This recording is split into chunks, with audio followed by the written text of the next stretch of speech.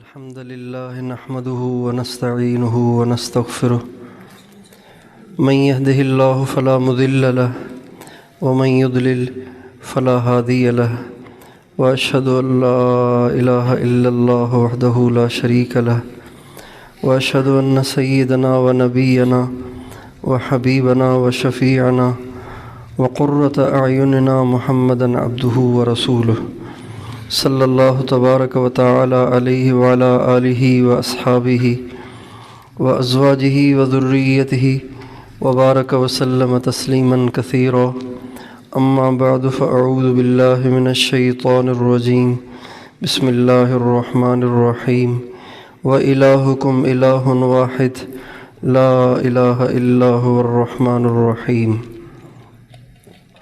سبحان ربک رب العزت عما یصفون وسلام علی المرسلین والحمد للہ رب العالمین اللہم صلی علی سیدنا محمد وعلی آل سیدنا محمد وبارک وسلم۔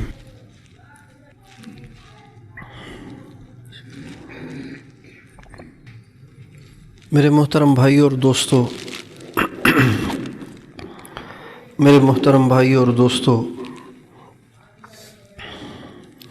زبان سے تو اس بات کو ہم سب تسلیم کرتے ہیں کہ اس دنیا میں صرف ایک اللہ کی مرضی چلتی ہے، اس بات کو زبان سے تو تسلیم کرتے ہی ہیں، لیکن صرف زبان سے تسلیم کرنا کافی نہیں ہے جب تک کہ اس کو دل کی گہرائیوں سے انسان تسلیم نہ کرے کہ دنیا میں جو کچھ ہوا اور جو کچھ ہو رہا ہے اور جو کچھ ہوگا یہ سب اکیلے اللہ کی مرضی سے۔ اللہ چاہتا ہے تو ہو جاتا ہے، اللہ نہیں چاہتا تو نہیں ہوتا، اور اللہ تعالیٰ جب چاہتا ہے تو کبھی کسی کو استعمال کر لیتا ہے، کبھی کسی کو استعمال کر لیتا ہے، کبھی فرشتوں کو استعمال کر لیتا ہے، کبھی یہود اور نصارہ کو استعمال کر لیتا ہے، کبھی اپنوں کو استعمال کر لیتا ہے، کبھی پرایوں کو استعمال کرتا ہے، لیکن ہوتا سب اسی کے امر اس کے ارادے سے ہے۔ اس کے ارادے کے بغیر ایک پتا بھی کسی درخت کی شاخ سے ٹوٹ کے نہیں گر سکتا۔ یہ بات اتنی اٹل ہے کہ اس میں شک کرنا ایمان کے منافی ہے۔ اب جب یہ بات ثابت ہو گئی کہ اللہ کے ارادے سے ہو رہا ہے، اللہ کے ارادے سے ہوا، اللہ کے ارادے سے ہوگا، تو پھر یہ پریشانیاں کیوں آتی ہیں، دکھ کیوں آتے ہیں، تکلیفیں کیوں آتی ہیں، سیلاب کیوں آتے ہیں، زلزلے کیوں آتے ہیں، آندھیاں کیوں آتی ہیں، چلتے چلتے کاروباروں کے دیوالیے کیوں ہو جاتے ہیں، اور ہنسیوں سے خوشیوں سے آباد گھرانے اچانک ماتم گاہ کیوں بن جاتے ہیں، یہ مسائل کیوں کھڑے ہوتے ہیں، اللہ کو کیا ملتا ہے پریشانیاں بھیج کر، زمین کو ہلا کر اور گھروں کو ڈبو کر، فصلوں کو اجاڑ کر، اللہ کو کیا ملتا ہے؟ کیوں ایسے کرتے ہیں؟ اللہ کرتا اللہ ہے، اس کے ارادے کے بغیر نہیں ہوتا، اس کے امر کے بغیر نہیں ہوتا۔ وہ کیوں کرتا ہے؟ وہ کب کرتا ہے؟ وہ اس لیے کرتا ہے جب اس کے بندے اس کی دھرتی پہ رہ کر اس کے احکام کو توڑتے ہیں، اس کے حکم کی خلاف ورزیاں کرتے ہیں، اس کے آئین کو توڑتے ہیں، اس کی غیرت کو للکارتے ہیں، اس کی قدرت کو للکارتے ہیں، تو اللہ تعالیٰ پھر ہزاروں حکمتوں کی بنیاد پہ بندوں کے لیے پریشانیاں کھڑی کر دیتا ہے۔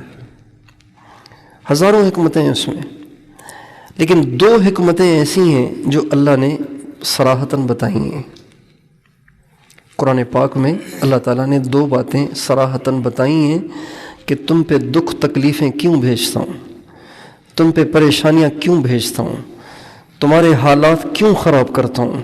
اس لیے نہیں کہ انتقام کے جذبے میں آ کے بے قابو ہو جاتا ہوں، اس لیے نہیں۔ اللہ تو کسی جذبے کے سے مغلوب ہو جانے سے پاک ہے، اس لیے کہ غصہ اور انتقامی جذبہ یہ تأثر ہے، اللہ تأثر سے پاک ہے۔ اللہ تعالیٰ فرماتے ہیں ظہر الفساد فی البر والبحر بما کسبت ایدی الناس لیذیقہم بعض الذی عملوا لعلہم یرجعون۔ اللہ تعالیٰ فرماتے ہیں جہاں کہیں پریشانی کھڑی ہوتی ہے، چھوٹی ہو بڑی ہو، یہ تمہارے اپنے ہاتھوں کی کمائی ہے، اس لیے اللہ پہ اعتراض مت کرو، اللہ کو قصوروار نہ ٹھہراؤ، اللہ ظالم نہیں ہے۔ ایک اور جگہ عجیب بات فرماتے ہیں اللہ، وَمَا كَانَ اللَّهُ لِيَظْلِمَهُمْ وَلَكِنْ كَانُوا أَنفُسَهُمْ يَظْلِمُونَ۔ اللہ نہیں ہے ایسا کہ کرے تم پر ظلم۔ لِيَظْلِمَهُمْ میں جو لام ہے نا، یہ جو لام ہے اس کو عربی گرامر میں اس کو لام جہود کہتے ہیں، لام جہود۔ اس کا مطلب یہ ہوتا ہے کہ کسی چیز کی نفی میں اتنی شدت اختیار کی جا رہی ہے کہ کہنے والا گویا یوں کہہ رہا ہے یہ ہو کیسے سکتا ہے، یہ نہیں ہو سکتا۔ یہ نفی کی شدت ہے، یہ نفی کی تاکید ہے۔ اللہ تعالیٰ فرماتے ہیں وَمَا كَانَ اللَّهُ لِيَظْلِمَهُمْ، اللہ نہیں ہے کہ تم پہ ظلم کرے، اور وہ کر بھی کیسے سکتا ہے؟ وہ تمہارا رب ہے، وہ تمہارا خالق ہے، وہ تمہارا مالک ہے۔ سب سے گہرا رشتہ ایک خالق و مخلوق ہی کا تو ہے۔ بیوی خاوند کا رشتہ تو بہت بات کا ہے، بچوں اور ماں باپ کا رشتہ تو بہت بات کا ہے، زواج کا اور ولادت کا اور اخوت کا، یہ سارے رشتے بات کی پیداوار ہیں۔ اصل رشتہ تو بندے اور بندے کے رب کا ہے، اور سارے رشتے مصنوعی ہیں۔ اللہ کا رشتہ وہ ہے جو حقیقی رشتہ ہے کہ ہم نہیں تھے، اللہ نے بنایا، وہ خالق ہے، ہم مخلوق ہیں، اسی نے ہمیں پیدا کیا، اسی نے ہمیں بڑا کیا، اسی نے ہمیں جوانی دی، اسی نے ہمیں وجود دیا۔ اگر وہ کسی نعمت کو روک لیتا تو ہم تو اس نعمت کو حاصل نہیں کر سکتے تھے۔ جن کو اللہ نے اندھا کیا، جب وہ ماؤں کے پیٹوں سے اندھے آئے تو وہ بعد میں بینا تو نہیں ہو سکے۔ جو ماؤں کے پیٹوں سے گونگے آئے وہ بعد میں بولنے والے نہیں ہو سکے۔ جو ماؤں کے پیٹوں سے بہرے آئے وہ بعد میں سننے والے نہیں ہو سکے۔ یہ سب نعمتیں بتائیے کس کی ہیں؟ وَمَا كَانَ اللَّهُ لِيَظْلِمَهُمْ وَلَكِنْ كَانُوا أَنفُسَهُمْ يَظْلِمُونَ۔ اللہ کیسے ظلم کر سکتا ہے تم پر؟ ظلم تو بندے خود اپنے آپ کے ساتھ کرتے ہیں۔ تو اللہ تعالیٰ فرماتے ہیں ظہر الفساد فی البر والبحر بما کسبت ایدی الناس۔ ساری دنیا میں جو کچھ ہوا، جہاں کہیں کوئی پریشانی کھڑی ہوئی، جہاں کہیں کوئی مسئلہ کھڑا ہوا، وہ تمہارے اپنے ہاتھوں کی کمائی ہے۔ ذرا عدل کی اینک لگا کر پوری گہرائی کے ساتھ سوچو گے تو میں اپنے اندر کوئی فالٹ مل جائے گا، کوئی ایسی کمی کوتاہی مل جائے گی جس کی وجہ سے یہ مصیبت آئی ہے۔ اچھا پھر اگر مجھ سے نافرمانی ہوئی ہے، مجھ سے گناہ ہوا ہے، تو پھر اللہ پریشانی کیوں بھیجتا ہے؟ اللہ فرماتے ہیں دو وجہ سے بھیجتا ہوں۔ کیوں؟ لیذیقہم بعض الذی عملوا، اس لیے بھیجتا ہوں کہ میرا آئین ہے نافرمانی پر جہنم، یہ اللہ کا آئین ہے۔ نافرمانی پر آخرت کی سزا ہے، نافرمانی پر قیامت میں رسوائی ہے، نافرمانی پر جہنم کی آگ اور اس کے عذاب ہے۔ یہ اللہ کا آئین ہے، یہ اللہ نے بنا لیا ہے۔ اللہ تعالیٰ فرماتے ہیں اب تم کرتے ہو نافرمانیاں، تو تمہیں کیا چاہیے کہ تم معافی مانگو، معافی تلافی یہی کر لو۔ تم معافی بھی نہیں مانگتے، جب تم معافی بھی نہیں مانگتے تو میں تمہیں اس عذاب سے بچانے کے لیے تھوڑی سی تکلیف یہاں دے کر اس کا کفارہ کر دیتا ہوں۔ اچھا ایک اور نقطہ دیکھیے، اللہ تعالیٰ فرماتے ہیں لِيُذِيقَهُمْ بَعْدَ الَّذِي عَمِلُوا، جتنے دکھ تم پہ بھیج رہا ہوں یہ تمہارے سارے گناہوں کی سزا نہیں ہے، یہ ان میں سے تھوڑے سے حصے کی سزا ہے، سب کی سزا دوں تو تمہارا تو جینا دشوار ہو جائے۔ لِيُذِيقَهُمْ بَعْدَ الَّذِي عَمِلُوا لَعَلَّهُمْ يَرْجِعُونَ، ایک تو تمہیں سارے گناہوں پہ پکڑتا نہیں ہوں، یہ بھی تو میری مہربانی ہے، پھر تمہیں اگر پکڑتا بھی ہوں تو اس لیے پکڑتا ہوں تاکہ وہاں کے عذاب سے بچ سکو، آئین بھی برقرار رہے اور تمہاری جان بھی بچ جائے، سانپ بھی مر جائے، لاٹھی بھی بچ جائے، اور دوسری وجہ لعلہم یرجعون، اس لیے پریشانی بھیجتا ہوں تاکہ تم میری طرف لوٹ آؤ۔ یرجعون کتنا زبردست لفظ ہے یہ، یرجعون، یرجعون کا لفظ بتا رہا ہے کہ اللہ تعالیٰ اپنے گناہ گاروں کا انتظار کرتا ہے، اللہ تعالیٰ کو اپنے گناہ گار بندوں کی توبہ کا انتظار ہے، اس لیے فرما رہے لعلہم یرجعون، بیٹھ رہا ہوں تمہاری راہیں دیکھ رہا ہوں کہ کب تم واپس آؤ گے۔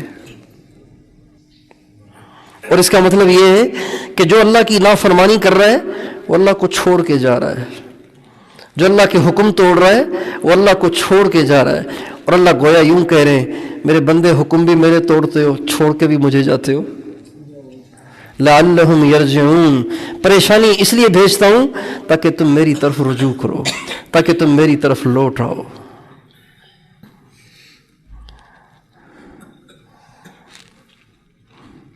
اس لیے ساری دنیا کے سارے انسانوں کے اجتماعی، انفرادی، گھریلو، خاندانی سارے مسائل کی وجہ میں خود ہوں، کوئی وجہ نہیں ہے، کوئی اور نہیں ہے، میں اس کی وجہ ہوں، میں خود اس کی وجہ ہوں، میں خود اس کی وجہ ہوں۔ اب یہ سارے حالات ٹھیک ہو بھی سکتے ہیں کہ نہیں ہو سکتے ہیں؟ یہ حالات سدھر بھی سکتے ہیں کہ نہیں؟ یہ تنگیاں کشادگی سے بدل سکتی ہیں کہ نہیں؟ یہ تنگیاں فراخی سے بدل سکتی ہیں کہ نہیں؟ یہ مہنگائی سستائی سے بدل سکتی ہے کہ نہیں؟ یہ مصیبتیں پریشانیاں سکھوں سے اور خوشیوں سے بدل بھی سکتی ہیں کہ نہیں؟ بدل سکتی ہیں۔ اللہ تعالیٰ فرماتے ہیں یولج اللیل فی النہار ویولج النہار فی اللیل ویخرج الحی من المیت ومخرج المیت من الحی ذالکم اللہ ربکم۔ اللہ فرماتے ہیں تم غور کرو نا کہ اجالے کو میں کیسے اندھیرے سے بدل دیتا ہوں، اور اندھیرے کو میں کیسے اجالے سے بدل دیتا ہوں، زندہ کو کیسے مردہ کو نکالتا ہوں، اور مردہ کو کیسے زندہ سے نکالتا ہوں، یہی ہے تمہارا رب۔ کیا مطلب؟ وہ خوشیوں کو غموں سے بدل سکتا ہے، وہ غموں کو خوشیوں سے بدل سکتا ہے، وہ عزت کو ذلت سے بدل سکتا ہے، وہ ذلت کو عزت سے بدل سکتا ہے، وہ عروج کو زوال سے بدل سکتا ہے، وہ زوال کو عروج سے بدل سکتا ہے۔ لیکن ہماری ذلتیں عزت سے تب تبدیل ہوں گی، ہماری پستیاں عروج سے تب تبدیل ہوں گی، ہماری ناکامیاں کامیابیوں سے تب تبدیل ہوں گی، ہماری تنگیاں فراخیوں سے تب تبدیل ہوں گی جب وہ ہمارا حمایتی بن جائے، جب اس کی نصرت ہمارے ساتھ ہو جائے، جب اس کی مدد ہمارے ساتھ ہو جائے، پھر یہ سارے کام ٹھیک ہو سکتے ہیں۔ اور اللہ تعالیٰ کا نظام اتنا خوبصورت ہے، اتنا خوبصورت ہے، اتنا خوبصورت ہے کہ دنیا میں کسی بڑے سے بڑے رحم دل کا نظام اتنا نرم اور خوبصورت نہیں ہے۔ دنیا میں سب سے زیادہ اگر کوئی نرم ہے، کسی کے لیے نرم ہے، تو وہ ماں ہے جو اپنے بچوں کے لیے نرم ہے۔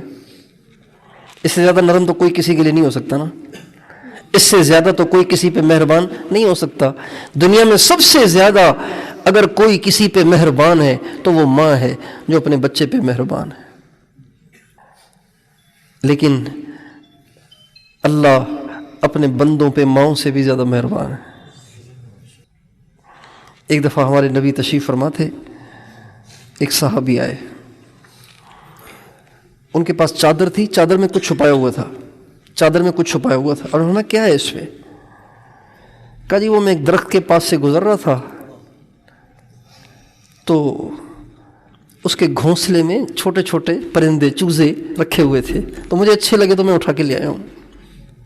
ابھی یہ بات چل رہی ہے کہ ایک پرندہ آیا اور آ کے اس صحابی کے سر پہ یوں طواف کرنے لگ گیا، گھومنے لگ گیا۔ آپ نے فرمایا اس کی ماں اپنے بچے لینے آ گئی ہے، مناسب نہیں ہے کہ تو بچوں کو ماں سے جدا کرے، جا کے بچوں کو دوبارہ وہیں رکھ کے آ جا۔ صحابی رسول گئے اور جا کے ان چوزوں کو دوبارہ اسی گھونسلے میں چھوڑ کے آ گئے۔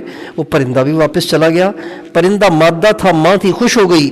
جب وہ صحابی چھوڑ کے واپس آئے تو حضرت جبریل آسمان سے زمین پہ آ گئے کہ یا رسول اللہ، آپ نے دیکھا کہ یہ ماں، یہ مادہ پرندہ اپنے ان چوزوں کے لیے کتنا پریشان تھا؟ پھر فرمایا، پھر حضرت جبریل علیہ السلام نے کہا یا رسول اللہ، اللہ تعالیٰ فرماتے ہیں میں اپنے بندوں پر اس مادہ پرندے کے اپنے چوزوں سے زیادہ مہربان ہوں۔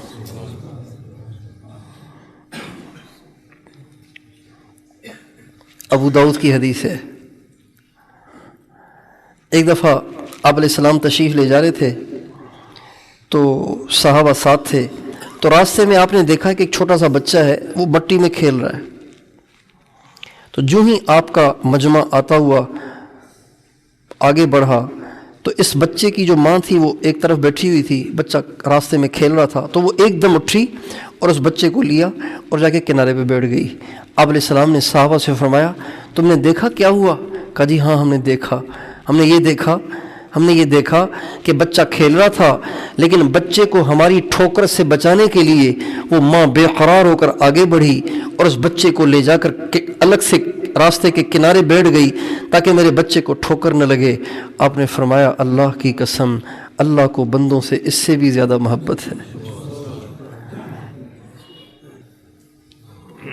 ایک دفعہ آپ کے پاس قیدی لائے گئے تو آپ نے ان قیدیوں میں ایک عورت کو دیکھا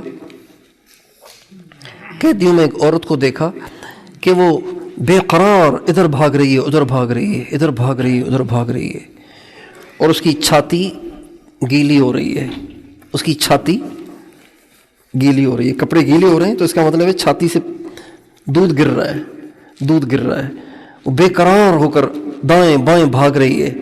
اتنے میں ڈھونڈتے اس عورت کی نظر ایک بچے پہ پڑ گئی، اس نے فوراً اس بچے کو سینے سے لگایا اور ایک طرف ہو کے اپنے بچے کے منہ میں چھاتی دی اور اس کو دودھ پلانے لگی۔ ہمارے نبی نے بھی یہ منظر دیکھا کہ وہ عورت بے قرار تھی، پریشان تھی، اور صحابہ نے بھی دیکھا۔ اب نے تم نے دیکھا؟ کہا جی ہاں۔ فرمایا اترون ھذہ طارحۃ ولدھا فی النار، کیا تم سمجھتے ہو کہ یہ عورت اس بچے کو اپنے ہاتھوں سے آگ میں پھینک سکتی ہے؟ کہا جی کیسے پھینک سکتی ہے؟ نہیں پھینک سکتی، اس لیے کہ تھوڑی دیر کے لیے نظروں سے بچہ اوجھل ہوا تو یہ بے قرار تھی، پریشان تھی۔ آپ نے فرمایا للہ ارحم بعبادہ من ھذہ بولدھا، اللہ اپنے بندوں پر اس ماں سے بھی زیادہ مہربان ہے۔ میرے دوستو، ہم اللہ کو پہچانتے نہیں ہیں، اس لیے اس کی نافرمانی کرتے ہیں، اس لیے بے دھڑک ہو کے اس کو ناراض کرتے ہیں، اس لیے اس کے حکموں کو دھڑا دھڑ توڑتے چلے جاتے ہیں اور سوچتے نہیں ہیں کہ کس مالک کا حکم ہے، کس مالک کا دل دکھا رہا ہوں، کس مالک کو ناراض کر رہا ہوں۔ جب اذان ہوتی ہے اور مسلمان اپنے کام میں پھنسا ہوا ہوتا ہے اور مسجد میں نہیں آتا تو اس کو اس کا احساس نہیں ہوتا کہ میں کتنے بڑے پروردگار کے بلاوے کو ٹھکرا رہا ہوں۔ جب ایک نوجوان گزرتی ایک نوجوان لڑکی پہ نظر ٹکا کے دیکھ رہا ہوتا ہے، اسے اس کا احساس نہیں ہو رہا ہوتا کہ کتنا بڑا بادشاہ مجھے دیکھ کے ناراض ہو رہا ہے۔ جب ایک نوجوان فیس بک لے کر رات کو بیٹھ جاتا ہے اور اس میں ہر قسم کی غلاظت کو دیکھتا رہتا ہے اور انجوائے کرتا رہتا ہے، اسے اس بات کا احساس نہیں ہوتا کتنے بڑے طاقتور بادشاہ کو میں ناراض کر رہا ہوں، کتنے مہربان مالک کو ناراض کر رہا ہوں میں۔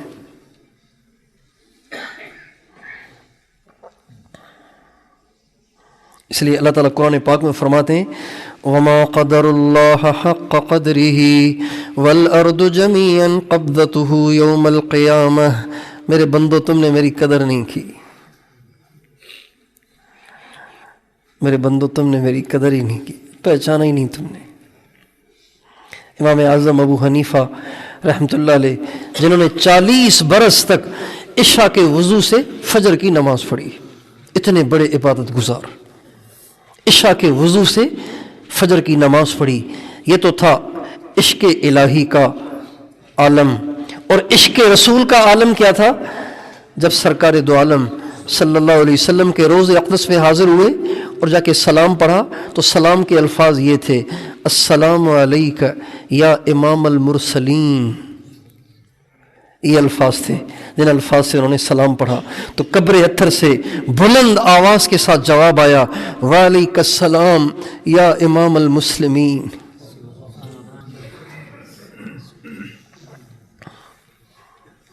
عشق الہی کا عالم وہ ہے، عشق رسول کا عالم یہ ہے۔ دیکھنے والوں نے دیکھا کہ بیت اللہ شریف میں بیت اللہ کے پردے سے لپٹ کر امام اعظم پھوٹ پھوٹ کر بچے کی طرح بل بلا کے رو رہے ہیں اور کہہ رہے ہیں یا ربنا ما عبدناک حق عبادتک وما عرفناک حق معرفتک، اے اللہ میں تجھے نہیں پہچان سکا، مجھے معاف کر دے، اے اللہ میں تیری عبادت کا حق ادا نہ کر سکا، مجھے معاف کر دے۔ جنہوں نے اللہ کو پہچانا انہوں نے 40 برس تک رات کو نہ سو کر بھی 40 برس تک ساری رات نہ سو کر بھی وہ یہی کہتے تھے کہ ہائے اللہ کا حق ادا نہ ہوا۔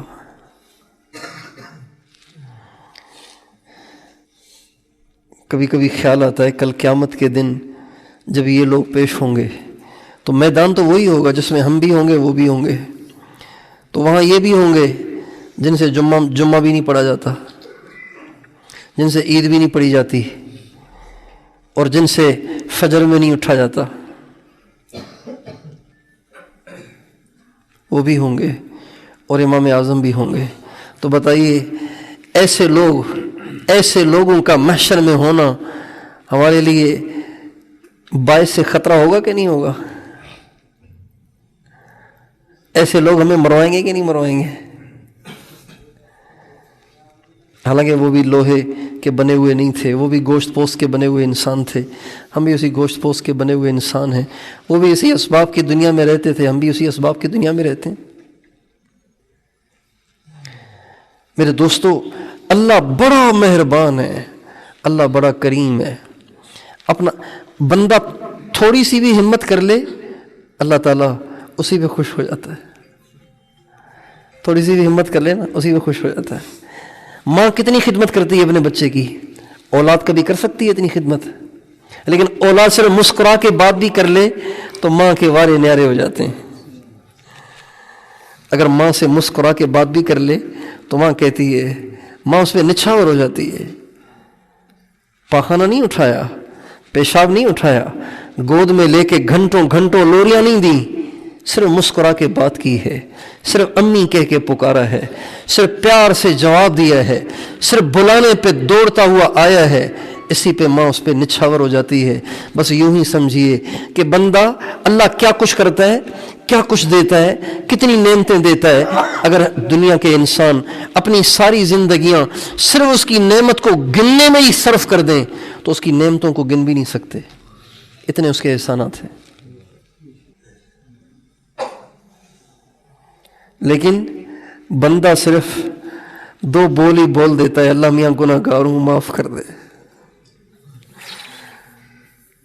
تو اللہ تعالیٰ فرماتے ہیں لو اتیتنی بقراب الارض خطایا، میرے بندے اگر پوری روئے زمین کی مٹی کے ذروں کو جمع کیا جائے اور اس کی گنتی کی جائے، جتنی اس کی گنتی ہو، تیرے گناہوں کی گنتی بھی اتنی ہی ہو، اور تو آ کر مجھ سے معافی مانگ لے، میں پچھلے سارے معاف کر دوں گا۔ زمین کی مٹی کے ذروں کے برابر کوئی گناہ کر سکتا ہے کیا؟ اللہ پاک کا نظام اتنا نرم ہے، اتنا وہ مہربان ہے. بتائیے جو مرنے سے پہلے پہلے ایسے مہربان کو بھی منا کے نہ مرا تو اس نے اپنے پاؤں پہ کلہاڑا مارا کہ نہیں مارا؟ وہ اپنے ہاتھوں سے اپنے آپ کو ہلاک کر گیا کہ نہیں کر گیا؟ اس لیے حالات اللہ بھیجتا ہے، پریشانیاں اللہ بھیجتا ہے. اب اگر آ گئی ہیں تو اس کا حل نعرے نہیں ہے، اس کا حل جلوس نہیں ہے، اس کا حل واویلا نہیں ہے، اس کا حل رجوع الی اللہ ہے. وما ولقد اللہ تعالیٰ قرآن پاک میں فرماتے ہیں وَلَقَدْ أَرْسَلْنَا فِي قَرِيَّةٍ إِلَّا أَخَذْنَا أَهْلَ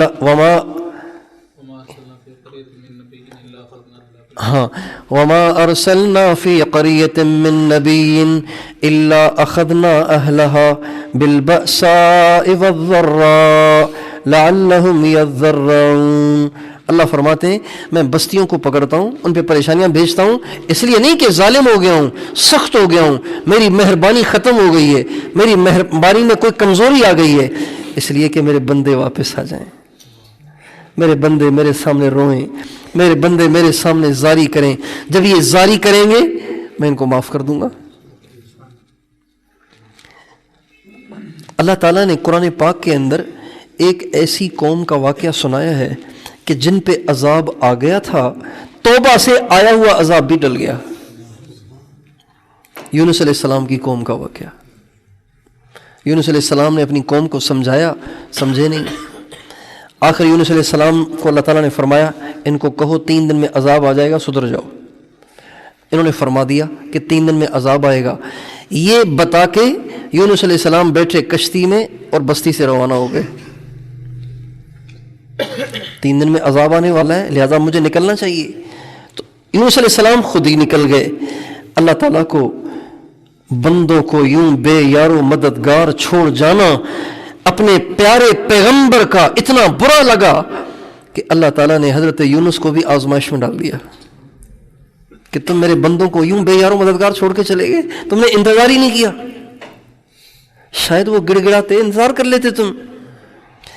اب جب آیا عذاب اور کالی گھٹائیں اور عذاب کے سارے نشانات ظاہر ہو گئے، آثار ظاہر ہو گئے، تو وہ عورتیں، بچے، جانور سب لیے آ کے میدان میں چیخنے چلانے اور واویلا کرنے لگ گئے.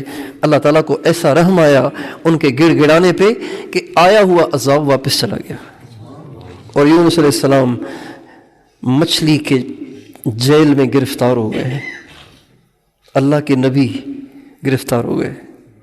مولانا الیاس صاحب فرماتے ہیں اللہ پاک کی اپنے بندوں پہ رحمت ہی ہے کہ جس رحمت کے جوش میں اللہ نے اپنے پیارے پیغمبر کو کہہ دیا فَنَبَذْنَاهُ بِالْعَرَاءِ وَهُوَ مُلِيمٌ، ہم نے اٹھا کے پھینکا حضرت یونس کو ریت پر اس حال میں کہ وہ ملامت کیے ہوئے تھے. انہوں نے اچھا کام نہیں کیا تھا، یہ ان کی غلطی تھی. اللہ کہہ رہے ہیں بندوں کی محبت کے جوش میں، بندوں کی رحمت کے جوش میں اللہ تعالیٰ حضرت یونس علیہ السلام کو فرما رہے ملیم. تو یہ واقعہ اللہ تعالیٰ نے کیوں سنایا؟ اس لیے سنایا کہ اگر پریشانیاں آ بھی جائیں تو بھی نا امید نہ ہو. گڑ گڑاؤ گے تو آئی ہوئی پریشانیاں بھی واپس جا سکتی ہیں. ہم اپنے حال کو دیکھتے ہیں، اپنے آس پاس کو دیکھتے ہیں، اللہ پاک کی طرف سے مختلف شکلوں میں مسلسل پریشانیاں آ رہی ہیں، مسلسل پریشانیاں آ رہی ہیں. ابھی کرونا آیا تھا، اتنی بڑی مصیبت، جو بھی تھا مصنوعی تھا یا قدرتی تھا اس کے بارے میں کوئی کلام نہیں.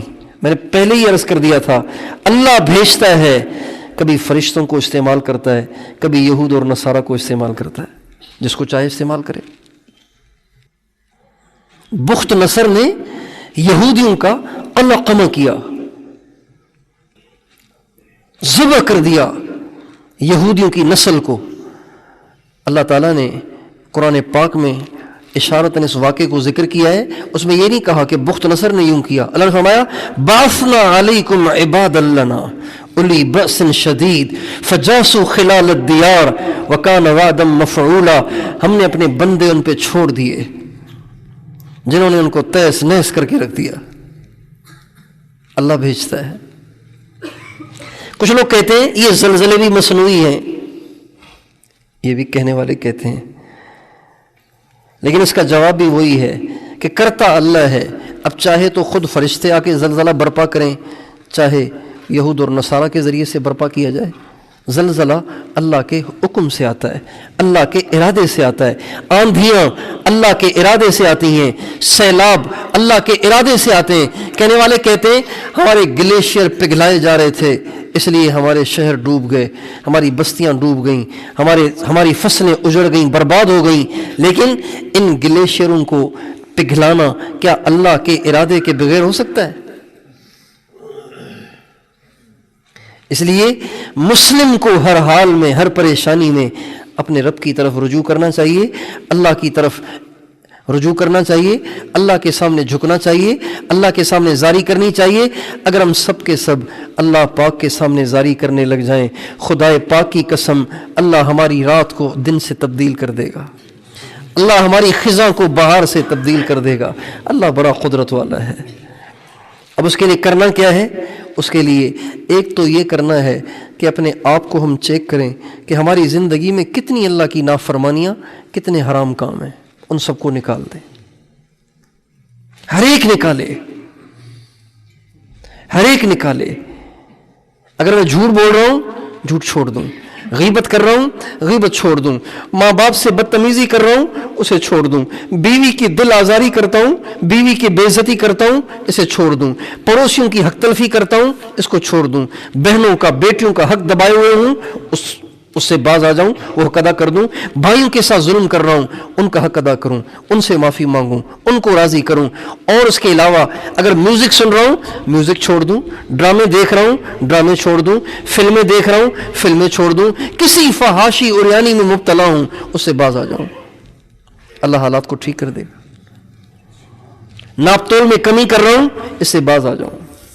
2 नंबरी कर रहा हूं, इससे बाज आ जाऊं। बदयांती कर रहा हूं, इससे बाज आ जाऊं। रिश्वत ले रहा हूं, इससे बाज आ जाऊं। सूद पे कारोबार कर रहा हूं, इससे बाज आ जाऊं। नमाज में सुस्ती कर रहा हूं, सुस्ती छोड़ दूं। अजान सुनते ही सारे काम अधूरे छोड़ के पहले आके अपने मालिक के सामने हाजिरी देना, यही बंदगी का तकाजा है। दुनिया का कोई काम इतना जरूरी नहीं है जितनी नमाज जरूरी है। कोई काम इतना जरूरी नहीं है जितनी नमाज जरूरी है। मुस्लिम मुआशरे की अलामत है, मुस्लिम मुआशरे की पहचान है कि जब अजान होती है तो इनके बाजार खाली हो जाते हैं, इनकी सड़कें सुनसान हो जाती हैं, इनके मर्द मस्जिदों में पहुंच जाते हैं, इनके घरों में औरतें मुसल्ले बिछाती हैं। ये मुस्लिम मुआशरे की पहचान है। अजान हुई है, सड़क भरी पड़ी है गाड़ियों से, बाजार में कारोबार चल रहे हैं, नौजवान गप्पे लगा रहे हैं, मोबाइल वाले के हाथ में मोबाइल है, अखबार वाले के हाथ में अखबार है, कलम वाले के हाथ में कलम है। इतने बड़े बादशाह का बुलावा आ गया है और ये अपने कामों में लगे हुए हैं। ये मुस्लिम मुआशरा नहीं है, ये मुस्लिम मुआशरा नहीं है। मुस्लिम मुआशरे की पहचान है कि अजान सुनते ही सब काम छोड़ छाड़ के अल्लाह के हुजूर हाजिरी दी जाए।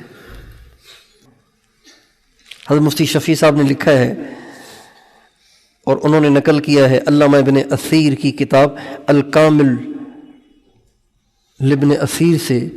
वो फरमाते हैं जो ही ज़ोहर का वक्त कब शुरू होता है, सूरज चलता है मशरिक से, बिल्कुल सर पे आ जाता है, बिल्कुल सर पे आ जाता है, थोड़ा सा भी सर से मगरिब की तरफ सिरकता है तो ज़ोहर का वक्त शुरू हो जाता है। तो कहते हैं इमाम हुसैन करबला में हैं और उनको क्या क्या सदमे दरपेश हैं, उनको क्या क्या हादसात दरपेश हैं, उनको क्या क्या अलमिये दरपेश हैं, किस तरह उनकी औलाद, किस तरह उनके साथी ज़ब्ह हो रहे हैं, खून खून हो रहे हैं, सबकी लाशें उठा उठा के हज़रत इमाम हुसैन खुद भी चिकना चूर हैं। जो ही सूरज मगरिब की तरफ सिरका, इमाम हुसैन साथियों से कहने लगे ज़ोहर का टाइम हो गया है, ज़ोहर का वक्त हो गया है। آؤ پہلے نماز پڑھیں۔ رجال لا تلہیہم تجارۃ ولا بیع عن ذکر اللہ واقام الصلاۃ وایتاء الزکاۃ، یہ وہ مرد ہیں جو چاہے کسی کام میں ہوں، جب اذان سنتے ہیں تو ساری دنیا سے بیگانے ہو کے پہلے اللہ کے حضور حاضری دیتے ہیں۔ جو ہی سورج مغرب کی طرف سرکا فرمانے لگے نماز کا وقت ہو گیا ہے، نماز پڑھنی ہے۔ ابو شمامہ ساعدی سے فرمایا اعلان کرو ہم نماز پڑھیں گے، جنگ کو ذرا موقوف رکھا جائے۔ شمر نے جواب بھیجا کہ جنگ موقوف نہیں ہوگی۔ امام حسین نے فرمایا جنگ چلتی رہے ہم سجدہ ضرور کریں گے، نماز تو نہیں چھوڑیں گے۔ چنانچہ اسی حال میں انہوں نے نماز پڑھی ہے۔ کیا جواب دے گا وہ مسلمان جو اے سی لگی ہوئی مسجدوں میں بھی نماز نہیں پڑھتا، پنکھے لگی ہوئی مسجدوں میں بھی نماز نہیں پڑھتا، قالین بچھی ہوئی مسجدوں میں بھی نماز نہیں پڑھتا؟ نماز کی چھٹی نواس رسول کو نہ ملی، جگر گوش رسول کو نہ ملی، تو ہمیں کیسے مل جائے گی بھائیو؟ حدیث میں آتا ہے آپ علیہ الصلوۃ والسلام اپنے دونوں بچوں کو بعض دفعہ سینے سے لگا کے ان کے سر سونگھتے تھے اور فرماتے تھے ہما ریحانتای من الدنیا، میرے پھول تو یہی ہیں، میں تو انہی کو سونگھتا ہوں۔ اتنا آپ کو ان سے پیار تھا، لیکن ان کو چھٹی نہیں ملی۔ نماز انہوں نے پڑھی تاکہ بعد والا یہ نہ کہے کہ امام حسین نے بھی مجبوری میں چھوڑ دی تھی، ہمیں بھی مجبوری ہے۔ یہ تو کوئی نہیں دیکھے گا نا کہ مجبوری کس درجے کی ہے۔ کہنے والا یوں کہہ سکتا تھا کہ انہوں نے بھی مجبوری میں چھوڑ دی، ہمیں بھی عذر ہے، ان کو بھی عذر تھا۔ ہمیشہ کے لیے آزار کے دروازے بند کر گئے کہ تلواروں کے سائے میں بھی سجدہ کیا۔ ہر مسلمان 5 وقت کا پکا نمازی ہو، زندگی میں کوئی حرام نہ ہو، کسی کا حق ہمارے ذمے رہ نہ جائے، کوئی کام سنت کے خلاف نہ ہو، ہر بات میں ہم اپنے نبی کے طریقے پہ، اپنے نبی کے نقش قدم پہ چل رہے ہوں۔ یہ مطلب ہے توبہ کا، یہ مطلب ہے توبہ کا۔ ہمارا کوئی قدم اپنے نبی کے طریقے سے ہٹ کے نہ ہو۔ دوستو اس بات کو تو ہم کہتے ہیں نا کہ ہمارے نبی سے اعلیٰ کوئی نہیں ہے، ہمارے نبی سے برتر کوئی نہیں ہے، ہمارے نبی سے بلند اور بالا کوئی نہیں ہے، ہمارے نبی سے زیادہ اونچا کوئی نہیں ہے، ہمارے نبی سے بڑی شان والا کوئی نہیں ہے، ہمارے نبی سے زیادہ عزت والا کوئی نہیں ہے۔ کیوں بھائی کہتے ہیں کہ نہیں کہتے ہیں؟ کہتے ہیں کہ نہیں کہتے ہیں؟ تو عزت والے کے نقش قدم پہ چلنے سے ذلت ملتی ہے؟ عزت والے کے نقش قدم پہ چلنے سے تو عزت ملے گی نا۔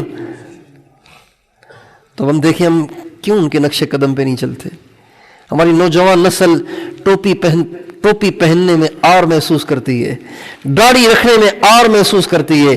کتنے ہمارے بوڑھے بھی ہیں جو اب تک بھی 70 سے اوپر چلے گئے لیکن داڑھی رکھنے کی اب بھی ان کو توفیق نہیں ہوتی، اس لیے کہ وہ داڑھی کو آر سمجھتے ہیں، ٹوپی کو آر سمجھتے ہیں، شلوار کرتے کو آر سمجھتے ہیں، اپنے پانچوں کو ٹخنے سے اوپر کرنے کو آر سمجھتے ہیں۔ یہ ساری میرے نبی کی سنتیں ہیں یار۔ یہ ساری چیزیں جان سے زیادہ پیاری ہونی چاہیے، جان سے زیادہ پیاری ہونی چاہیے، جان سے زیادہ پیاری ہونی چاہیے۔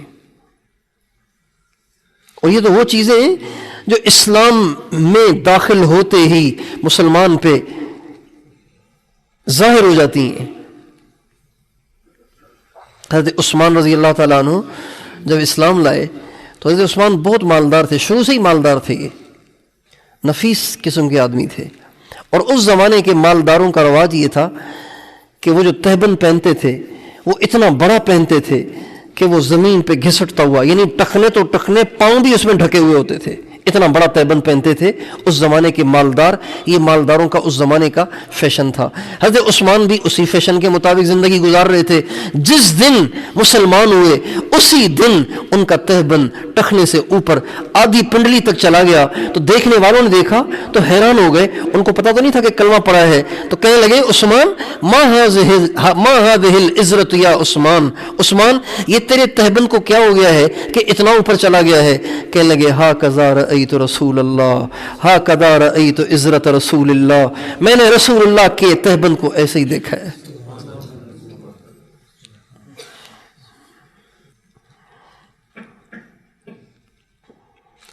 ٹخنے ننگے کرنے سے شان نہیں گھٹتی، حضور خوش ہو جاتے ہیں، اللہ خوش ہو جاتے ہیں۔ داڑھی رکھنے سے اسلام کو فائدہ نہیں ہوگا، مجھے آپ کو فائدہ ہوگا۔ سر ڈھانکنے سے اللہ کو فائدہ نہیں ہوگا، مجھے آپ کو ہوگا۔ آقا کی سنت ہے، اللہ کو حضور پیارے ہیں تو اللہ کو حضور کا ہر طریقہ پیارا ہے۔ تو میں اور آپ اس کی بھی نیت کریں کہ ہم ہمیشہ اپنی زندگی اپنے نبی کی سنت کے مطابق گزارنے کی کوشش کریں، اور اپنے گھروں میں اس کا ماحول بنائیں، اپنے بچوں کا ذہن بنائیں۔ ہمارے بر صغیر میں انگریز نے حکومت کی ہے۔ انگریز جب مسلط ہوا نا، انگریز آیا تھا تجارت کے لیے، یہاں پہ تجارت کے لیے آیا تھا۔ ہمارے بادشاہ غافل تھے، ساز و سرود کے عادی تھے، ناچ گانے کے دیوانے تھے، رات کو دیر سے سونے صبح کو دیر سے اٹھنے کے عادی تھے۔ ان حالات میں ان کو موقع مل گیا، انہوں نے بغاوت کر لی اور ملک چھین کے مسلط ہو گئے۔ یہ وجہ بنی ان کے مسلط ہونے کی۔ جب یہ مسلط ہوئے اور انہوں نے باقاعدہ حکومت قائم کی تو جو ابتدائی احکام انہوں نے جاری کیے ان میں ایک یہ تھا کہ سارے سرکاری ملازمین کے سروں سے ٹوپیاں اتار دی جائیں، اور سارے ہوٹل کے بہروں اور گیٹ پہ کھڑے ہونے والے گارڈوں اور میراثیوں کو پگڑیاں پہنائی جائیں، تاکہ آنے والی نسل یہ دیکھے کہ سر کو ننگا کرنا بڑے لوگوں کا کام ہے، سر پہ پگڑی پہننا یہ گھٹیا لوگوں کا کام ہے۔ آج بھی آپ دیکھیں گے کہیں کہیں گیٹ پہ جو گارڈ کھڑا ہوتا ہے اس کے سر پہ پگڑی ہوتی ہے، ہوٹل کے جو بہرے ہوتے ہیں ان کے سروں پہ پگڑیاں ہوتی ہیں، اور میراثیوں کے سروں پہ بھی پگڑیاں ہوتی ہیں۔ یہ وہی جاری کردہ آئین اب تک چل رہا ہے۔ یہ ذہن سازی کی گئی ہے، یہ ایک پلاننگ ہے۔ اب میں اور آپ اس کی نیت کریں کہ ہم اپنے بچوں کے دماغوں سے، پوری امت مسلمہ کے دماغوں سے انگریز کے طریقے نکال کر اپنے نبی کے طریقے نافذ کریں گے۔ ہمارے ایک بزرگ تھے مولانا یوسف صاحب رحمۃ اللہ علیہ، وہ فرمایا کرتے تھے اس وقت ساری دنیا کے باطل نے یہ طے کر رکھا ہے کہ وہ تمہارے مکے اور مدینے کو نیو یارک اور پیرس بنائے، تم اس بات کو طے کرو کہ تم نیو یارک اور پیرس کو بھی مکہ اور مدینہ بناؤ گے۔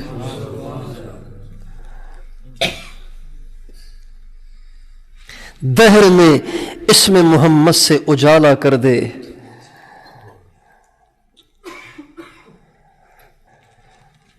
قوت عشق سے ہر پست کو بالا کر دے۔ یہ علامہ اقبال کا ہے، وہ تو ہماری نوجوان نسل کے آئیڈیل ہے نا۔ قوت عشق سے ہر پست کو بالا کر دے، دہر میں اسم محمد سے اجالا کر دے۔ علامہ اقبال نے ایک قصیدہ لکھا، اس کا نام رکھا شکوہ۔ شکوہ، اس میں انہوں نے اللہ تعالیٰ سے شکوہ کیا ہے، مسلمانوں کا ترجمان بن کر اللہ سے شکوے کیے ہیں کہ ہم نے یہ کیا، ہم نے وہ کیا، اور تو نے ہمارے ساتھ کیا کیا؟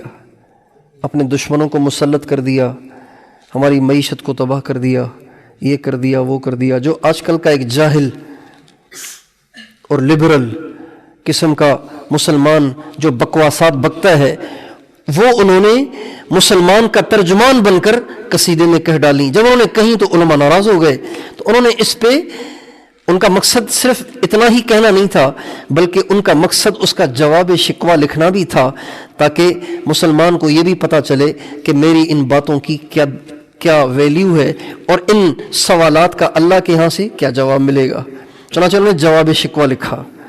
جواب شکوہ لکھا، جواب شکوہ لمبا ہے لیکن اس کا آخری شعر بڑا غضب کا ہے، بڑا غضب کا ہے۔ اس ایک شعر کی وجہ سے وہ اردو شاعروں پہ سبقت لے گئے ہیں، سارے اردو شاعروں کو پیچھے چھوڑ گئے ہیں۔ وہ فرماتے کہ محمد سے وفا تو نے تو ہم تیرے ہیں، یہ جہاں چیز ہے کیا لوح و قلم تیرے ہیں. تم محمد کے بن جاؤ ہم تیرے آج ہی بن جاتے ہیں. جب سے تم نے محمد کا دروازہ چھوڑا ہے، جب سے تم نے میرے محمد کا دامن چھوڑا ہے، تبھی سے میں نے تم پہ پستیاں اور ذلتیں مسلط کی ہیں. تم آج مدینے والے کے بن جاؤ، میں لوح و قلم تمہارے ہاتھ میں پکڑا دیتا ہوں. کمال کی بات ہے نا. میں لوح و قلم تمہارے ہاتھ میں دے دیتا ہوں، اپنی قسمت خود لکھو. تم وائٹ چیک دے دیتا ہوں، اپنے ہاتھ سے لکھو. کہ محمد سے وفا تو نے تو ہم تیرے ہیں، یہ جہاں چیز ہے کیا لوح و قلم تیرے ہیں. اس لیے میں اور آپ حضرت محمد صلی اللہ علیہ وسلم کے غلام ہونے کا اپنی زندگی سے ثبوت دیں. تو کیا خیال ہے، بنیں گے غلام محمد؟ اپنے نبی کے غلام بنیں گے نا. اپنی زندگی کا کوئی کام اپنے نبی کے طریقے سے ہٹ کے نہ کریں. جو تاجر ہیں وہ مفتیان کرام سے پوچھ کے تجارت کریں. جو ملازم ہیں وہ مفتیان کرام سے پوچھ کے ملازمت کریں. جنہیں اپنے بچوں کی شادیاں کرنی ہیں علماء کرام سے پوچھ کے پھر شادیاں کریں. کیسے کرنی ہے شادی؟ جن پہ کوئی غم آ گیا ہے، کوئی آفت آ گئی ہے، کوئی پریشانی آ گئی ہے، تو علماء کرام سے پوچھیں کہ اس موقع پہ آقا کیا کرتے تھے، آپ بھی وہ کریں. اس کو کہتے ہیں غلامی اور اتباع سنت. کوشش کریں گے انشاءاللہ. اس کو خود بھی کرنا ہے، اس پہ اوروں کو بھی لانا ہے. اس لیے کہ ہمارے نبی آخری نبی ہیں، ہمارے نبی کے بعد اب کسی اور نبی نے نہیں آنا، لہذا اب ہم نے سب نے یہ کرنا ہے. یہ تبلیغ کا پیغام ہے. یہ تبلیغ والے یہی کہتے ہیں اور کچھ نہیں کہتے. تو آپ سارے بھائی نیت کریں، انشاءاللہ تبلیغ میں بھی جائیں گے نا انشاءاللہ. اور اپنے گھروں میں ماحول بنائیں گے انشاءاللہ. اور پچھلی زندگی پہ سچی توبہ کرتے ہیں. اللہ تعالیٰ ہم سب کو معاف فرمائے.